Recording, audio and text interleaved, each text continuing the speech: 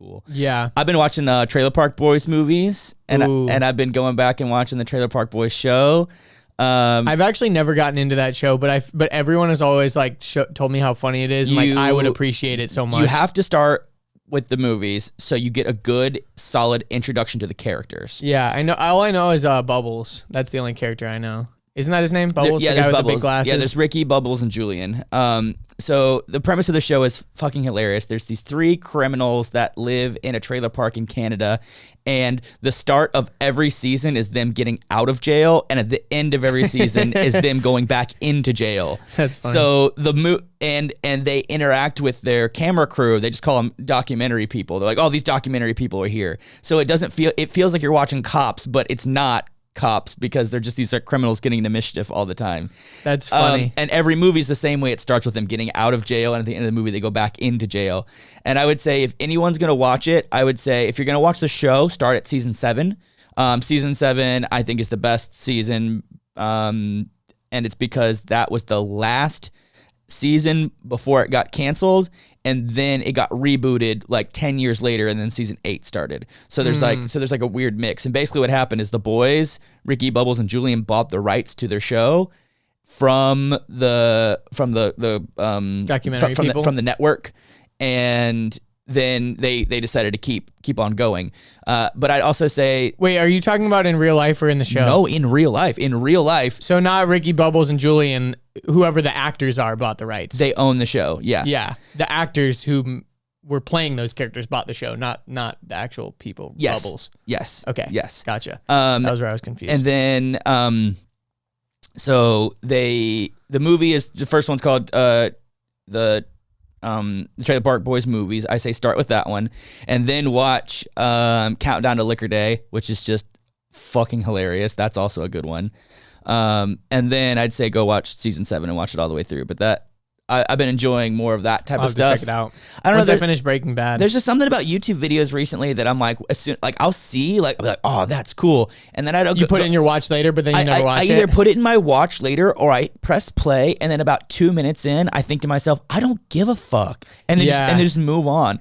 I'm like, I don't want to invest my time sitting here watching something I don't give a fuck about. But if I was trying to, exhale and relax and chill and kind of decompress at the end of the day, I would want some mindless material to watch. But now I'm kind of like, get this shit out of my face. Like, I feel that. I don't even care right now. I find myself scrolling like my sub box and never clicking on anything on YouTube right now. I don't know why. Like I'll scroll and scroll and scroll. I'm like, what should I watch? What should I watch? What should I watch? And then I just like don't click anything. I'm like, I'm just gonna go to sleep or whatever. Yeah, I don't know. I think that's good. That means we're busy. It means we're productive. It means I guess it's not good for us as YouTubers.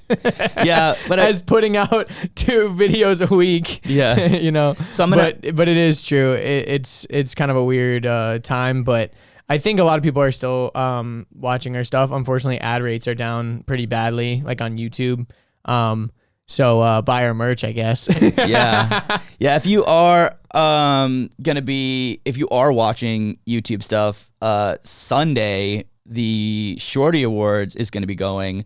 So we're really excited about that. We're finalists. We're finalists thanks to you guys. You guys put in your votes, and a lot of votes got the attention of the Academy. The Academy decided. The Academy. No, there really is like an Academy. Is it really called the Academy? I forget what it's called, but there's like a group of people that are. We're winning an Academy Award. Oh, the Academy is representatives. The Academy is giving us an award. We're getting an Academy Award, guys. No, I'm just kidding. But yeah, we got the attention of the Shorty Awards Academy, the consortium. Yeah, and so that'll be Sunday 7:00. Yeah, 7 p.m. So if you're Eastern Standard Time, if you are watching this in the future, we're talking about the date of May 3rd, I believe. It's May 3rd. Yeah, May 3rd, 7 p.m. Eastern Time. Every time I say Eastern Time, I always think of voicemails. Did you ever listen to voicemails where they're like, message sent at March 23rd, 7 p.m. Eastern Time? Like it always said Eastern Time before it would play the message. And they're like, "Hey Andrew, this is John from the skateboard shop. Just wanted to say that your skateboard's ready for you to pick it up," or whatever. But anytime the message would play before, do you know what I'm talking about? That was the AJ? most mid-90s thing I've ever heard in my entire life. I remember the caller ID, but I don't remember the voice message. I don't know. I guess it was probably because it was on my first phone, like before visual voicemail. So when you went and checked your voicemail, it'd be like, message sent. And you press seven to delete. Yes, dude. One to save. And you're like, just go faster. Where's the button for you to fast forward this shit? Whoever made visual voicemail, you're the king of life. I think Apple kind of founded that because I don't remember it happening before iPhone. Because the thing is like, hey, don't call me, text me. Yeah. And then when you leave a voicemail, it gives me a text. So I'm like, perfect. Yeah. I will reply to this voicemail with a text message. Yeah. You know what was always really fun too? I had this app on my phone called Umail, and you could make separate voicemail messages for different callers.